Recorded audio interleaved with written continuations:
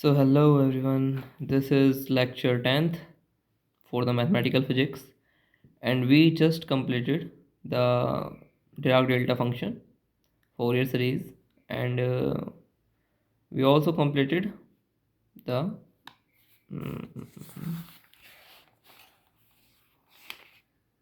Dirac delta function and Fourier series we completed actually. Okay, so today we will start with matrices. So what we will study in this syllabus will be the basic concepts, that is equality of matrix, matrix addition, scalar multiplication, matrix multiplication, transposition of matrix. Then in the basic concept we will study them. Then there will be special matrices, solution of linear system equations, Gauss elimination method and back substitution method. Then we will study linear independence of vectors and rank of matrix, properties of determinants and inverse of a matrix, eigenvalue problem, Cayley-Hamilton theorem, similarity of matrices and basis of eigenvectors, diagonalization, functional matrices and properties of rotational matrices. So that we will study. So let's start. First is matrix. What is a matrix? A matrix is a rectangular array of numbers or function arrangement in a row and column. The individual items in a matrix are called elements or entries. Thus, M into N matrix is of the form this. So it's a rectangular array of these elements. We call them these items as elements or the entries. Okay, this can be in the rectangular form or can be in a square form. We'll study about it. So here we denote aij as the element of the ith row and jth column we can find. And for the mth row and nth columns, we can write this as, if m rows are there and column are there, it can be written as this, means it is the mth row and the first column, and it will given by the mth row nth column, and every element of this is nth column and this mth row. So you get it, how we write the matrix. It's a basic thing you all know, but we need to start with basics actually. When m not equal to n, then we call that rectangular matrix. When m not equal to n, then we call it rectangular matrix. When m equal to n, we'll call it square matrix. When the row element and column element are same, then we call it square matrix. So a square matrix can be written like this: aij n into n. So the matrix form of this will be like this. Okay. Now this diagonal elements are called main diagonal or principal diagonal elements. These elements. Okay, and the upper matrix here formed this, the elements are in this, and inside it's called upper triangular matrix or the upper triangular elements, not matrix, it's the upper triangular elements in the upper side. In the downside it's called the lower triangular elements. Okay, so total number of elements in a square matrix will be, if n row and n columns are there, then n to n it will give us n square number of elements, and diagonal elements will be equal to number of rows or columns, that is n. And if we need to calculate the elements in the upper triangle or lower triangle, that will be equal to n square minus n by 2.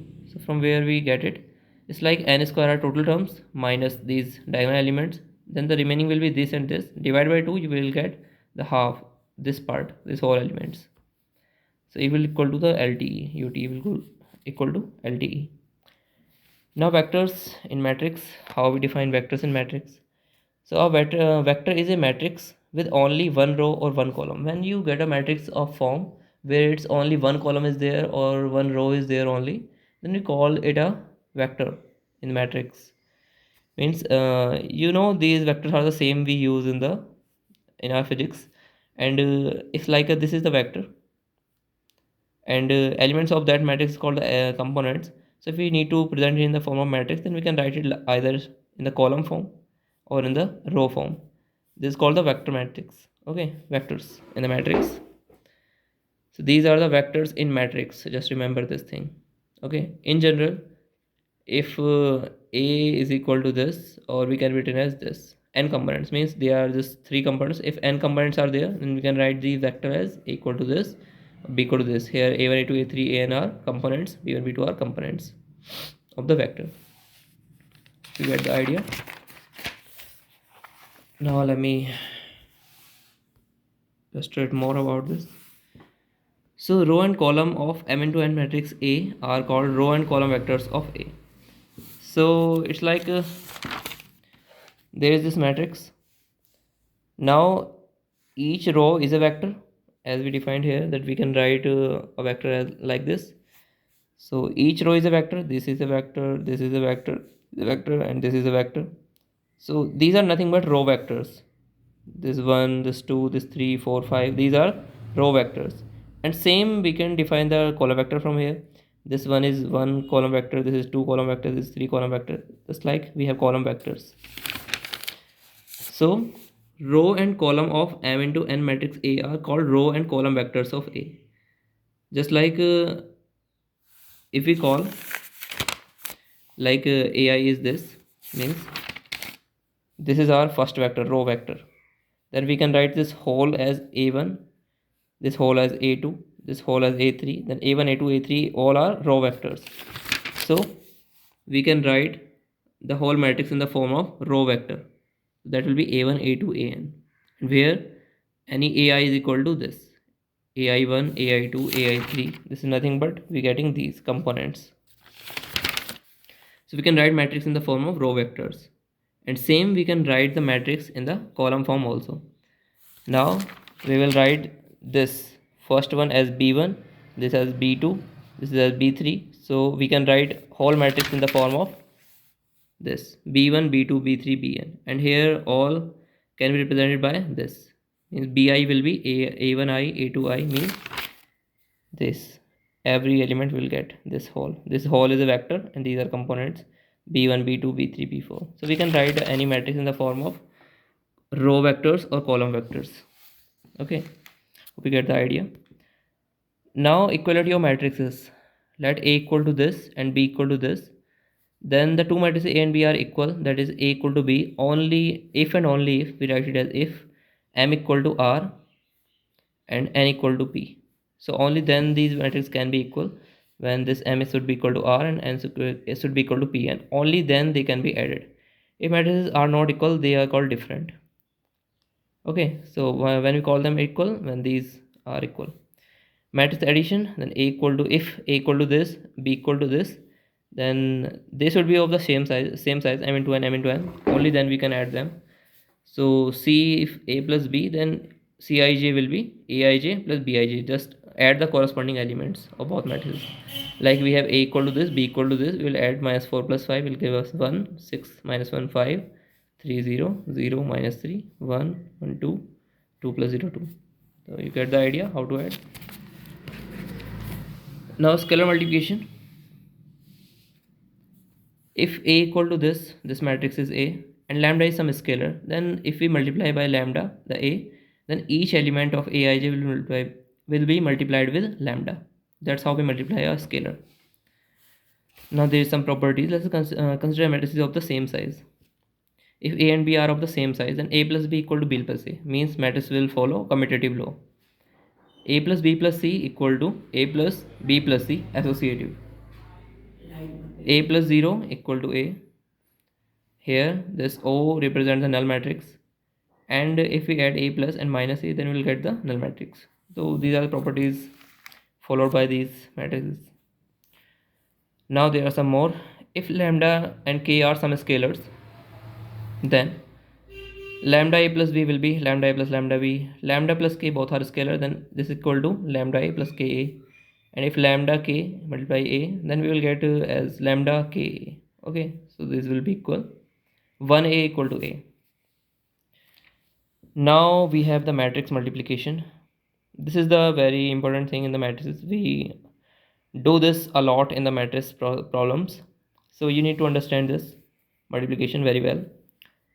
If A equal to Aij M into N and B equal to Bij R into P, the AB is defined only when, then product of A and B defined only and only when this N equal to R. Means number of columns of this matrix should be equal to number of rows of this matrix. N equal to R.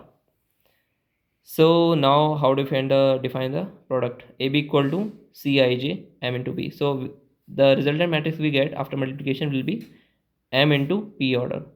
Okay. So just like take an example, this is A, this is B, and we get this C. So we know that how we multiply. uh, Number of columns will be equal to number of rows, and we multiply as first column first row, then second column second row, third column third row. We multiply them just like this.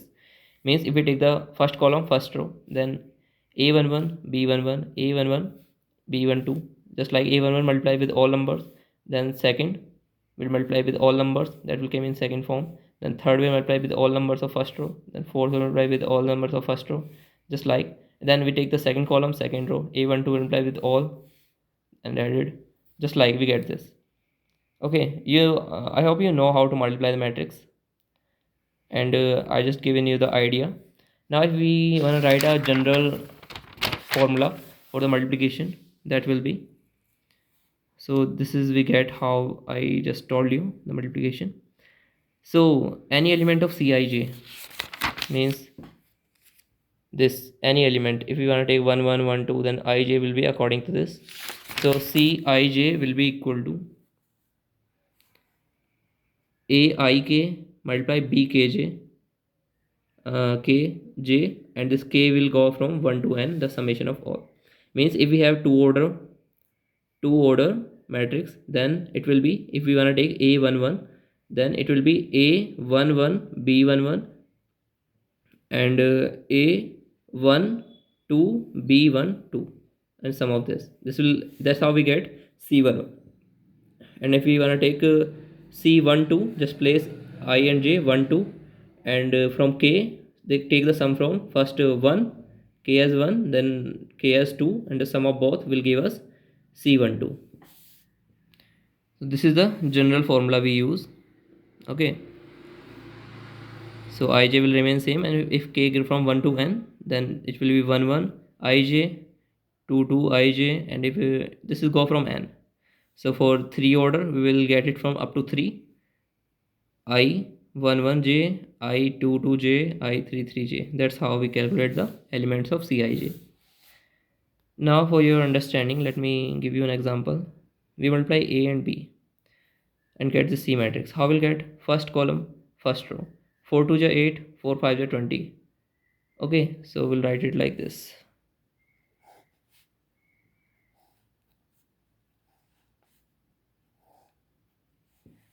So we'll get as first column first row, 4 2 j 8, 4 5 j 20, and then 7 multiply with 2 5, 7 to the 14, 7 5 is 35, then 9 multiply with them, 9 to the 18, 9 5 is 45.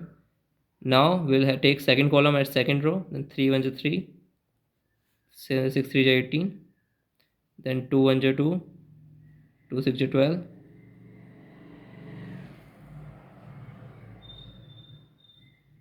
then the 0 will give us 0. So that's how we'll get this 8 8 3 11, 20 18 38, 42 16, and this will give us 47 18 and 45. So we'll get the product. So just practice this product, try to do some products, so we'll get the idea. Now we'll end this. In the today's lecture we just give some basic concepts or the definition of them. Okay, tomorrow on the next lecture we'll see something more. So try to solve this question. If A is given this, you need to find the A27. Try to solve this by self. Tomorrow in the next lecture I will tell you how to solve. Just try to put some analogy, means try to solve a square, then you will get something, then a cube, you try something, then you can try to correlate how to get A27. So I just give you the hint, but try by yourself. Okay, thank you.